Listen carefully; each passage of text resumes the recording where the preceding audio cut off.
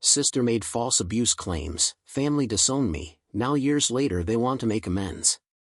Part 4. It has been so long. But for all of you who have been waiting, here is my update. I'm sure some of you know some of the story, but I always said, if you really want to know you'd have to read about it on Reddit like everyone else. I arrived at my parents' home 30 minutes later than they told me to. I wanted to be the last one there. That way I could get all the hellos and everything out of the way at once and didn't have to do it over and over as people arrived. Christmas Eve wasn't a large affair. My 2 grandmas, my 1 grandpa, my aunt and uncle, their son, his wife, my parents, of course my sister Alicia, her husband, Billy, poor guy, and their daughter, Ivy. The only people who hadn't cut me off were Billy and Ivy. They all wanted to hug me, and I allowed it, just because I didn't want to make things any more awkward. I had the few presents I decided to bring in tow. They were a bit heavy, but I didn't let on. They all said I didn't need to do that, but it was all part of it for me. If I was going to do this, I was going to make the best effort possible. I placed the 2 big ones under the tree and positioned them front and center for everyone to see and know who brought them.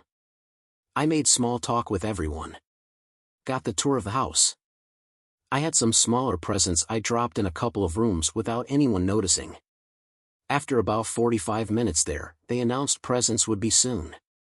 I took this moment to ask my sister for a few moments to talk in private.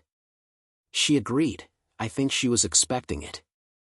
She asked if her carrying the baby still counted as privacy, and I said, of course.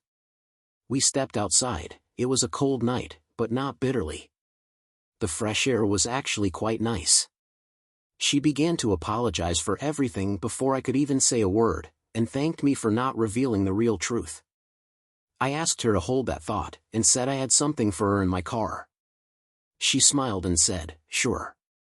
After a moment I returned with the small remote and handed it to her. She looked at me with a confused smile and asked, what's this? I said, push it, you'll see. The deployment system was 3-stepped. Once activated by the remote, the present would burst open. Revealing the sprayers, I had them attached to rotating cylinders. This covered the large area of living room with the accelerants. It truly was a testament to my engineering prowess that I never got the opportunity to really make use of. The 3rd phase lit and launched the attached flares, igniting the accelerants. Everyone had been gathered in the living room directly in front of the tree. It could not have been more perfectly timed. The smaller packages in the other rooms didn't even end up being necessary. The placement of the big 2 was so perfect. I only used them because I had discerned from the social media posts that those 2 spots provided the best escape routes should anyone survive the living room unscathed. The light from the large window that looked into the living room was blinding. The look on my sister's face was one of true terror. But only for a second, as I slid my 9mm from under my jacket and put one in her left kneecap. I then put a few rounds through the window to make sure the flames had plenty of air to spread. The house went up so fast. I looked down at Alicia, death grip on Ivy, sheer horror in her eyes. I figured I couldn't fight the baby out of her hands easily and quickly, so I just put another round in her shoulder to loosen the grip. Once I had Ivy in hand, I held her out to her crying mother. I looked down at Alicia and said, take a good look, this is all because of you. If you had never lied, this would never have happened. If you hadn't confessed, this would never have happened. If you hadn't insisted on me getting invited tonight, this would have never happened. Take a good look at Ivy, because this is the last time you will ever see her. You will never find her. I knew time was of the essence.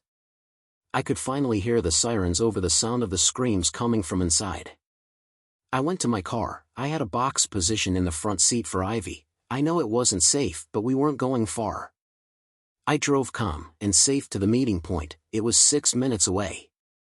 When I arrived at that abandoned lot behind the old warehouse we had scoped out, Val and Kim were already there. I let them know the whole mission was a success. I handed over little Michelle to Kim. She kissed my cheek. I embraced Val one last time. He called me brother. I returned to my car and made the 6-minute trip back to the house. I could see paramedics tending to Alicia. She was completely hysterical. I parked 2 blocks away.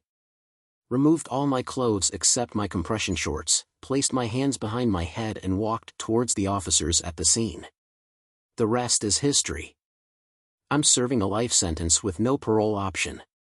I still feel bad about Billy. He was a good man married to the wrong person.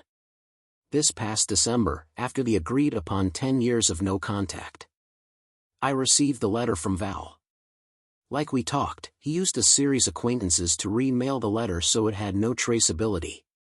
In his handwriting it just said, "All is well." They never found her, they never found them. They got to be the family I had always wanted. I'm so happy for Val, Kim, and especially Michelle. I'm sorry it took another 6 months after the initial 10-year wait to all those who followed my story. I told the detectives then, and for all these years after, if they wanted to know what really happened that night, they'd have to read about it on Reddit like everyone else. They didn't believe me, but when Netflix walked in here offering money to interview me, suddenly it was worth putting a phone in my hand and letting me post it.